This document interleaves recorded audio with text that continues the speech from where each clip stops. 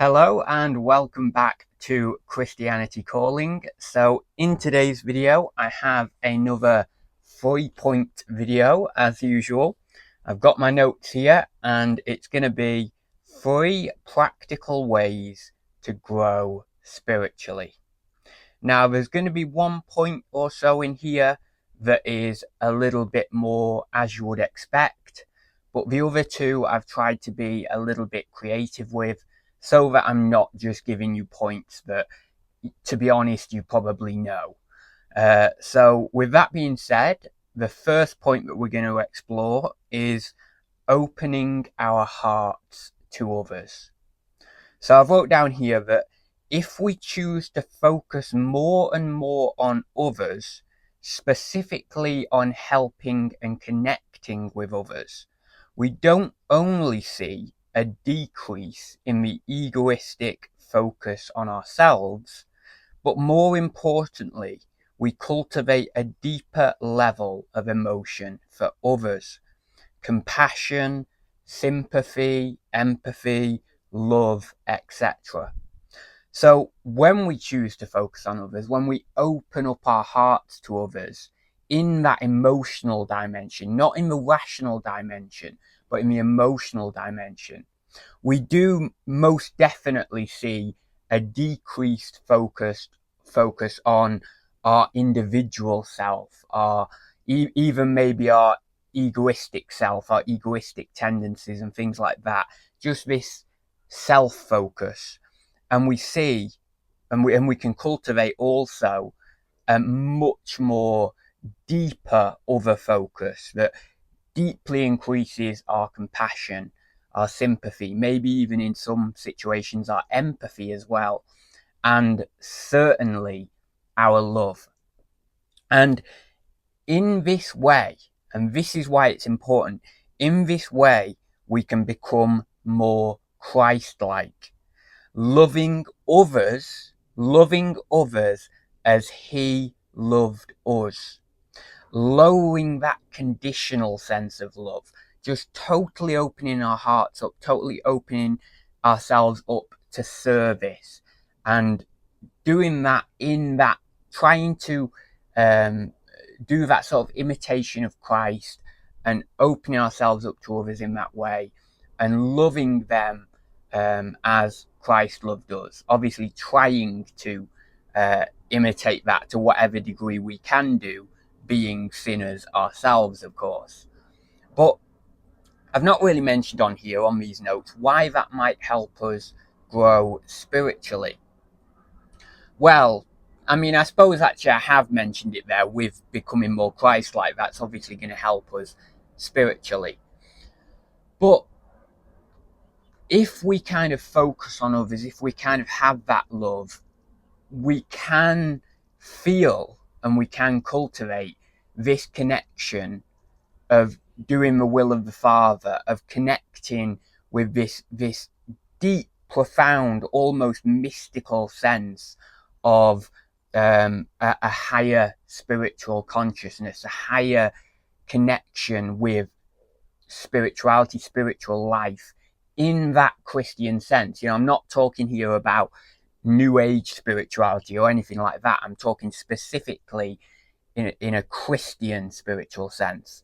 And we definitely can feel that, and that all can be attained by focusing on others, loving others, opening our hearts to others. So yeah, that's number 1 in these 3 practical ways of growing spiritually.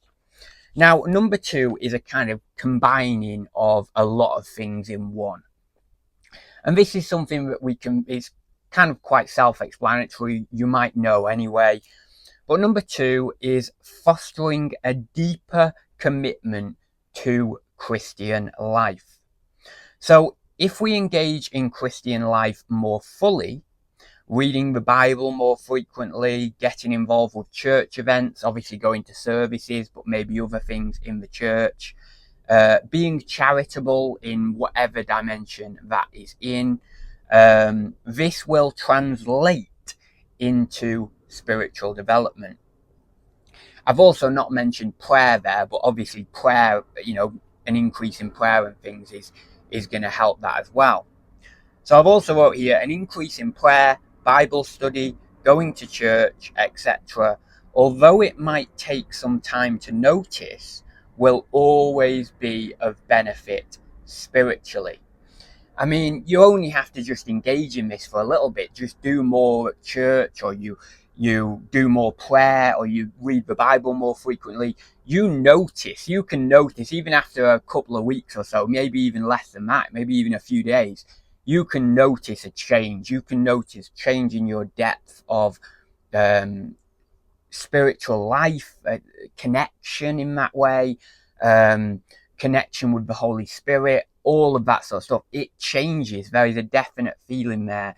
Obviously, things when we speak of like charity and church, that again kind of goes back to connecting with others and helping others and opening our hearts to others. And then we might see some sort of emotional, spiritual development in that realm as well, in the way I previously talked about. And then that might help us become more Christ-like and things like that. So just generally getting involved deeply in Christian life, having a deeper commitment to that life, whatever it is. You can just choose a couple of these things, because obviously I've said quite a lot of things there.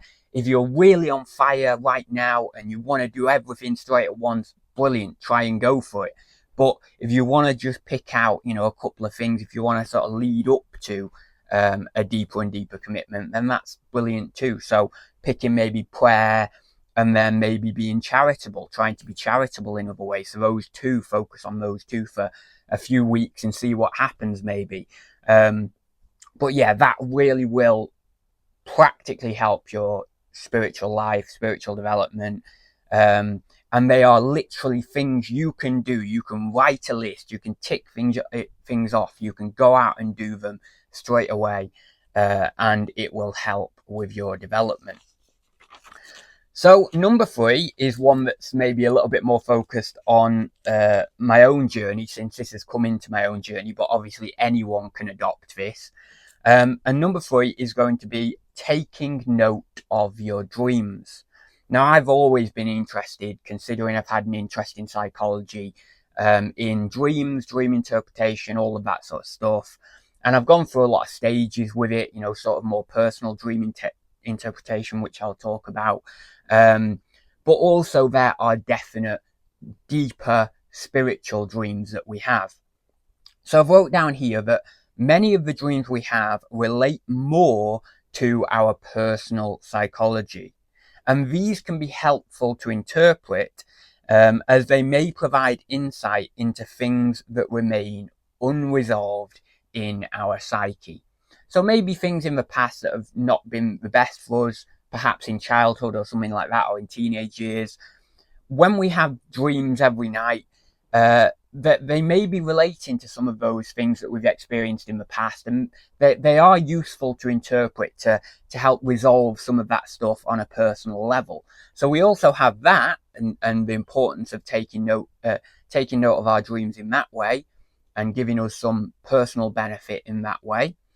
But there is also these spiritual dreams, and since this is a Christian channel and this video is focused on spiritual development, I'm going to have the focus more on this just for now. There's also spiritual dreams, and these are often clearer, deeper, and strike us as more important. We may have a dream with Christ in, or another figure/being from the Judeo-Christian tradition. You might have a dream with an angel in, or a saint in, or something like that, along those lines. Meditating/contemplating on the content of these spiritual dreams can be really important, as they often contain wisdom or messages that are important to hear. Nonetheless, there does have to be a process of discernment with dreams. So yes, you might have a spiritual dream. It might have an angel in, a saint in, Christ in, something like that. Yes, there could be, or there probably is, wisdom in that dream, or there's probably a message that you're meant to hear. But we do have to discern dreams. Obviously, demons could be present in the dream, or Satan, or something like that. I've had a couple of dreams where that's been really clear to me, actually, that a demon is present in the dream. Literally, in one of the dreams I had, it was a very fear-based dream. It was a very horrible dream, and that can be, I was very anxious and apprehensive in the dream. It wasn't a nice situation. That can be an indicator that a demon is present in the dream. But at the end of the dream, an event went horribly wrong, and it was like, oh my God, I hate the fact that this event went wrong. And then right at the end of the dream, there was a demonic laugh, like a cackle. It was horrible. And it was really piercing in the dream. I could hear it in my ears. And obviously I knew, there was no doubt in my mind in the dream itself, and then after when I woke up, that this dream had been authored by the devil, a demon, let's say, and it was just to make me completely fearful, completely anxious, and all of the rest of it. So we do have to discern dreams. Now that one was a very clear discernment. I knew straight away that was, there was things going on that were bad, that were evil.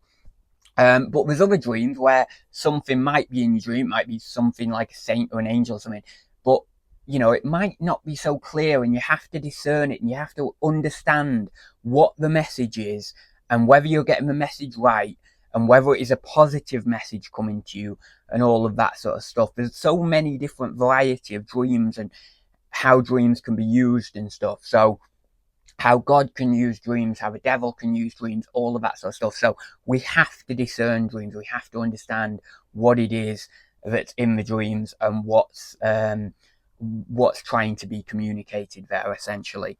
But yeah, so many people, many Christians, they may have heard of dreams and the importance of dreams and stuff like that, but they don't necessarily take note of them as much as they could do, and they are really beneficial. Just like in the Bible, we see so many people, prophets, just, random people and stuff, getting dreams, and there's some sort of communication from God. And, just like that's the case there, it's also the case now that God communicates with you through your dreams. God can put angels in your dreams. There can be demons or devils in your dreams, all that sort of stuff. It's just the case now. So why don't we take note of it? Why don't we consider it more? That's something that is godly. It's something that, if we do in the right way, is very positive. So I would definitely encourage all of us, if we can, to take a little bit more note of our dreams. Obviously, you can see how I've explained why that would be of spiritual benefit, and why it would be another practical tool to advance us spiritually. So that is all the notes I've got, so I will leave it there. I won't make this video too long. I think this might be the shortest video I'll have on my channel so far, so that's nice to have a couple of shorter videos there. Thank you very much for watching, guys. If you like the video, then please do drop a comment down below. Get involved. Maybe you could expand on some of the points I've talked about. If you haven't already, then please do feel free to subscribe. And with that being said, I will see you in the next one. So see you very soon, guys.